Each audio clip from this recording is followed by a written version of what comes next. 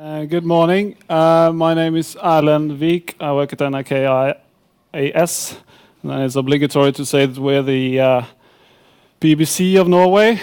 I work in radio and TV, most of them. And I just assume you've read the abstract and so on, so I'm just going to dive right in and tell you something about how I become a bottleneck. A guy stuck in it's a fine bottle of wine, but stuck in a bottle nonetheless. And when I use the term bottleneck, it means a person that has too many projects, too many planning meetings, too many dependencies, or too many people are dependent on that person to get their work completed. That's what I mean by a bottleneck. And everything I say today, you have to look it through sort of a 5-year lens. I've been working at my current company now for 5 years, and this is sort of an accumulation of stuff I've done and sort of, the situation I got myself into in, I think it was in November last year, I really started thinking about this because my calendar looked like this. And it was actually my project manager who accidentally saw my calendar, and he said, your calendar is just as full as mine. And I get paid to sort of go to planning meetings and talk to people while you get paid to write code. So that's a bad sign, I think. And it's not meant as some sort of sign of importance or anything. It's also the other way around. This is the problem, I think. It got so bad, actually. I had, 2 stand-ups at the same time.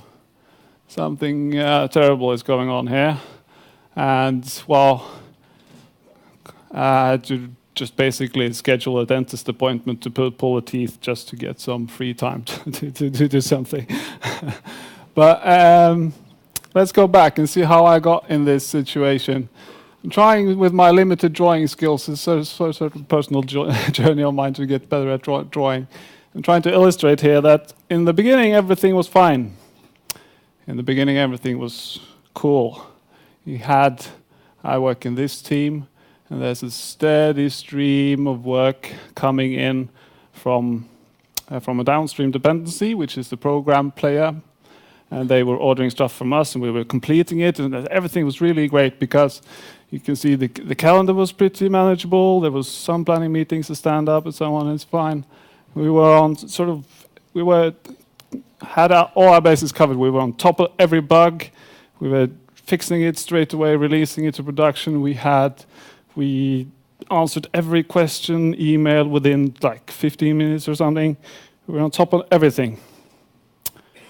Then something happened a few years back. We got a bit bored, basically, because this steady stream of work was drying up.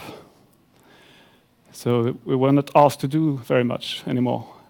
The downstream dependency, they were doing a major refactoring on our data. Just to go back, I work in a sort of a glue project. I take some data from some place, I do something with it, and hand it off to another team. And a lot of things I will go through today is this work between those teams. So the work was drying up. We were a bit bored, and this is it's like looking back at it. This is a seminal moment in this whole story, because at that time we could have said, if they are refactoring something basically on top of our data, they're doing something with our data. They're going to ask us lots of questions about that data. We are the domain experts of that data. We could have just stopped then and there and said, let's help those guys out. Because we were sharing the same models, basically. We were sharing the same tech stack. They were on .NET, C# as well. We could have just helped them out, basically, but we didn't, because they were on another project. And that's a bad sign. So what we did instead was, of course, create some new projects. create more streams. So if the one stream was drying up, we could create some new ones, and that's good. Well, I love new projects. It's the best thing in the world. Innovation days, hack days. You get, clean slate, green field, all this. You can just think about all the features you can create. Think about the new tech stack. Everything will be fine in this new tech stack. You just go, new projects. Yes. So there was a podcast CMS system that was broken. So we said, well, let's just take that.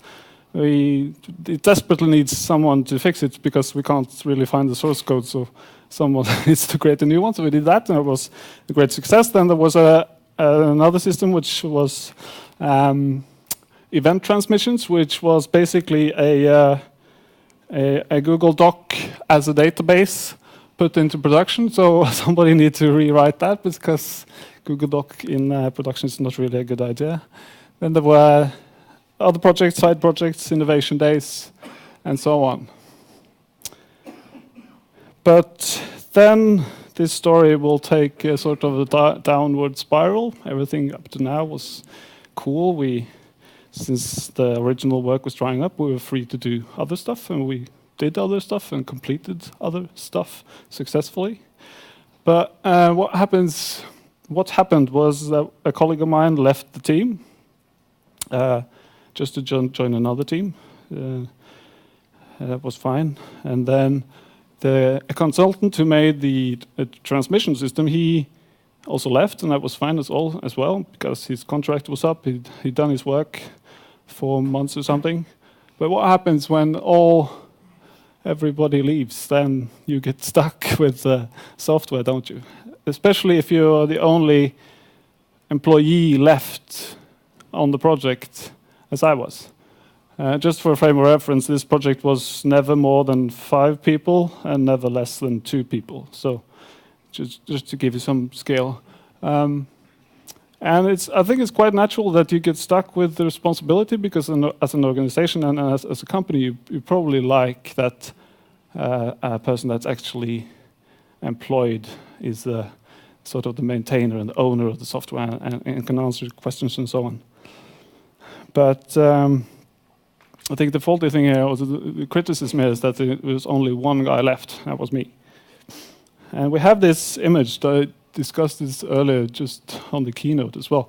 We have this image of software just taking the task, running with it, completing it, and then you have software, and you can just keep on running, creating new software, and everything's fine. But it's really not. And when I sort of get depressed with software development, I stop thinking about software development as opportunities, and more like this is just an accumulation of responsibility. We're just putting another block on top of something else, and we're just acquiring maintenance, because we all know that every piece of software needs some maintenance at any given time. And we don't really have, at least I've never seen sort of a metric on how much software we can have. It's like you can't have, if you run a sort of a call center, you can say like, well, we have 100 people, they can do 10 calls an hour, and that gives them some sort of capacity. But I've never seen those sort of, it's not like for 1 million lines of code you need this many developers depending on your application. We don't have like a roof that says, well, you can't go over this because the organization will just grind to a halt. We just say, well, usually just create new software, it gives some value, we stop, put it on top of the next, and then we carry on. But it comes to a point here, if you're just doing 5% maintenance on every project, it comes to a point where you're just doing maintenance. And October, November, that was a place I found myself in. I had like 5, 6 different projects, and maintaining all of those, and just doing maintenance and sort of bug fixing and just saying no to everyone. And that was a sad place, which can lead to, and you start thinking about your sort of career, maybe go into SharePoint development, maybe just work nights and get burned out or something. maybe just switch jobs to get a clean start, because then at least you can just leave all the old crap behind.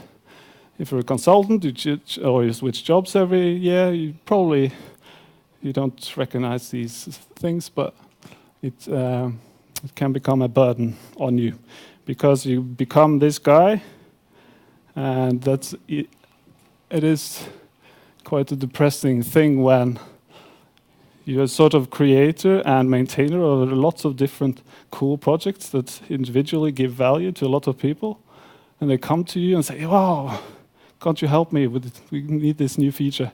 Why can't you just fix this one thing and I can do, and it will be awesome." But you just have to start saying no to everyone. That is a really bad feeling. It's a feeling of despair, basically, because there's not like 1,000,000 hours a day and you can't please everyone. So you arrive at this dark place at the bottom of the stairs, and this is where I found myself. This is me on the right, a bit younger. It's actually the saddest picture I could find of myself. And I have a lot of pictures, but I don't know. I don't know about... It says something about the pictures we take, or at least the pictures my wife takes. I don't know. But I'm here today. I'm sort of smiling, so it has to have turned out okay, I suppose. And it will. We've sort of arrived now at the bottom of these stairs. It's a dark place, but we are going to turn it around and start talking about solutions. Because there are some, I believe there are some. And there's this tree. I'm just trying to illustrate that there's some low-hanging fruit here. It's very clever, yeah. So don't start any new projects if you're already filled up with projects. If your schedule's full, it's a bad idea to start new ones. Be strict with people who call you into meetings. Make them state their agenda and wanted outcomes and so on. Do documentation properly so you can hand it over to people. Do builds and tests to fix those things. And I believe strongly in this one, which relates to meetings, which is why do we only invite the senior people to every meeting? Well, to put a fine point on it, maybe we could invite some junior developers from time to time. I think they would probably give you a lot of the same answers, and maybe they don't know the full story, but they will probably go back and ask their senior people again for the full story and so on. And there might be some new positions that the organization has to implement. Like with my last job, there was a guy who was, a senior person who'd been around basically the same as mine. He was into a lot of things, and he was basically asked just to help others, basically just as a support person, which might be something to try. But what is in the abstract and what I'd like to talk about is open source and how it relates to all of this. And open source is not really a buzzword anymore, I think. It's sort of one, hasn't it? Everything we do. Microsoft is now read somewhere that the biggest contributor on GitHub, and everyone's doing open source, so it's not really cool anymore, so to say. And the basic thing of the open source model is the pull request, where you just say there's some software out there, you can pull it down yourself. You can fix a bug if you found it in the software, or you can add a feature if you like that, and then send a request back to the maintainer and say, please incorporate this so we can both benefit from this excellent work I did for you. And I think we could do some more of that internally in our organization. There's I find it very interesting, the paradox between, like, you can contribute to some piece of software on the other side of the known universe, but you can't contribute to code which people are sitting 5 meters from you are doing because they're another team. Which takes me, and let me try to explain why I think it's a good idea. And first we have to go back to how we do projects. So what is this? Anyone? It's the Kanban board. It says so on the top. It's not difficult. There's no, I'm not cleverer than that. So, and you know the concept. There's probably a lot of you doing this already. You have a backlog for tasks you wanted to accomplish. You put something to doing when you want to do it, and when you're done, you put it to done, and you're presumably done. And well, sometimes you're not done. You're done, and well, all these jokes about done, and so on. But what's this? These are two. It's quite similar. It's two Kanban boards. I'm trying to illustrate here that you have a Kanban board for team A and you have a Kanban board for team B, right? So what happens if you complete some work in doing here, put it to done, and it's supposed to go to the next team? What happens in done? Does it go to? I guess it can't just go straight to done. That would be some sort of quantum mechanical thing. So that won't happen. It will probably go to doing if you're really good at negotiating and you're really good at, well, the project managers are talking properly between themselves and everything is working properly. But in my experience, it usually goes to backlog, right? And you get this sort of effect. So you have tasks coming in and they don't go to, like, they go straight to the top of the other team's backlog. They probably go all the way to the bottom. And this one goes, and this third guy is just giving up. He can't get into the queue at all. And that was something that happened in my situation. We were doing work. We were saying, well, it's finished, but it wasn't really completed. So let me give you an example from reality. This is a big picture. Well, it's actually a lot of pictures. Well, a big picture made up of a lot of small pictures. I think it's something like 6,000 by 1,500 or something. It was something I created to get this sort of feature. We call it a preview image. So you have this video clip, and then along the timeline you can scroll, and you get just a shorter image which displays what's happening. Known functionality from Netflix and so on. So I had some code lying around. I collaborated with a front-end developer who made this thing, and that was fine. Actually a couple of hack days we collaborated quite nicely, and the feature was complete, and the project leadership or management was very happy because they got this new feature from a couple of hack days, and everything was fine, excellent. But then we realized that taking this to production would require some rework of the architecture. Basically going from generating these large images. Go back, yeah. This image just takes like a minute or something to generate, so it's not something you do on demand. We found out that what we really like to do is just pre-generate all the images for every program. So I did that. I did my part. I refactored the thing. I stored every image on storage, and I saved the reference in a table. And then the next team were supposed to take that over because I did my part until here, and then the image reference was supposed to be exposed in a different API, which I was not in control of. That was another team. And this is, I think, the biggest mistake that I've done, and what we've done is that, go back, is that I completed my work here. I stored the image reference in the database, and saying, "Wow, that's the feature complete," but it's not really complete, is it? Because the feature was the whole thing. Storing an image in a database is not image reference in a database. Not really the best feature for our users. They really would like to see the actual picture. So, but I didn't complete this part of the feature because that was another team. And I said I'm finished, and it got stuck in their prioritization queue. And to this date, it's not been picked up yet. the feature is still working on the old architecture, but it's a bad sign because you get this sort of piling up, this asynchronicity of work. So a steady stream here coming in, and then there's some sort of delay. These backlogs have to sync, sort of.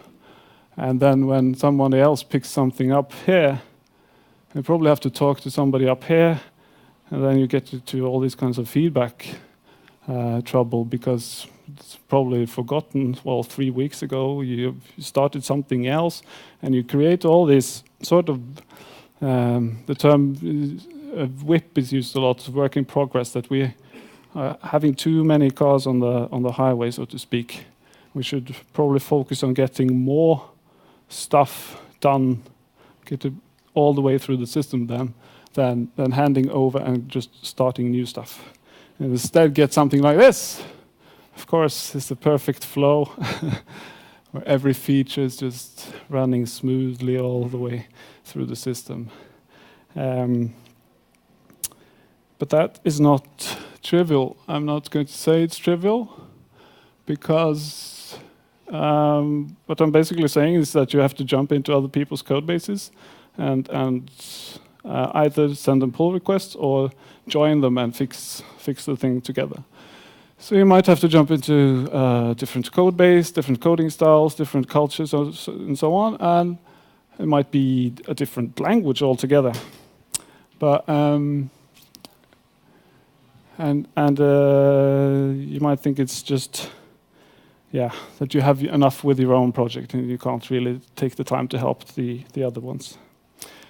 I strongly believe in this sort of circle that we have to have in place to be able to do this. We have to have the monitoring and tests in place to be able to, the people like to, feel safe when they jump into other people's code bases and deploy and documentation, and all these are important to be able to switch more easily. We shouldn't import everything from open source. This is the famous Linus email. We should encourage, if somebody is picking up your code and actually contributing something valuable back to you, then you should really give them a prize or something and praise them.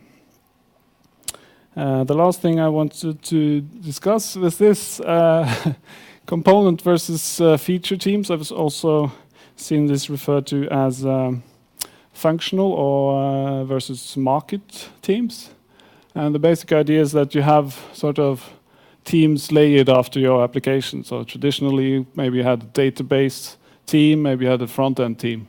And they had some components, and these guys have some components. And what we've done, me personally, I'm now in an audio project. It's a radio and podcast project.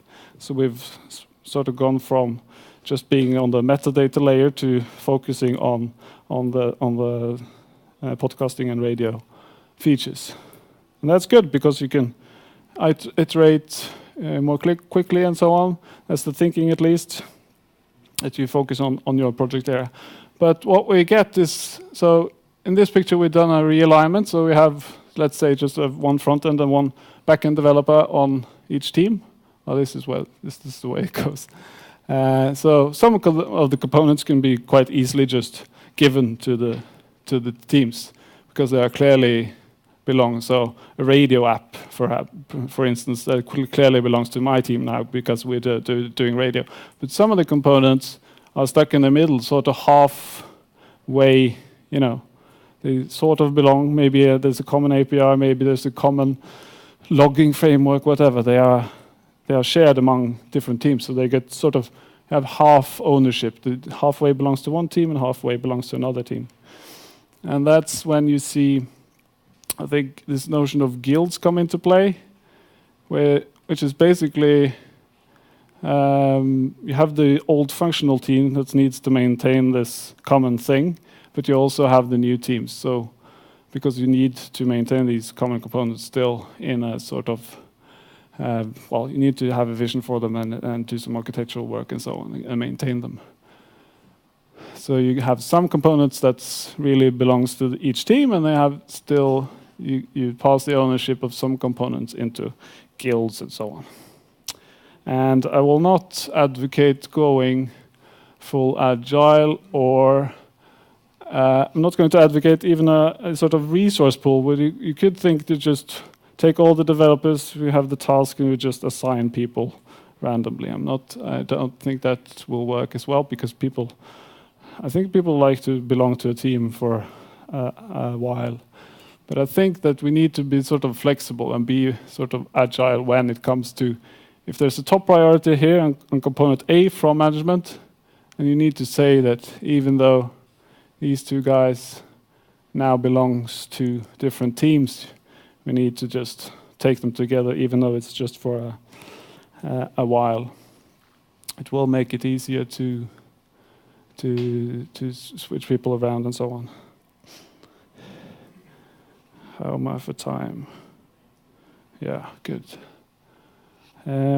So that was a lot of talk about teams and Kanban and so on. Maybe not too much about open source. And wasn't this supposed to be a personal story of mine? Well, it is, and it has. In conclusion, has everything been better? Well, my calendar now is starting to look a bit better now. You can see these are just 2 random days. I have just basically 1 hour and something meeting every day. That's good. I'm sort of in a full-blown trying to give everything away mode at the moment. So just take my project. You can have it. It's fine. It has to do well.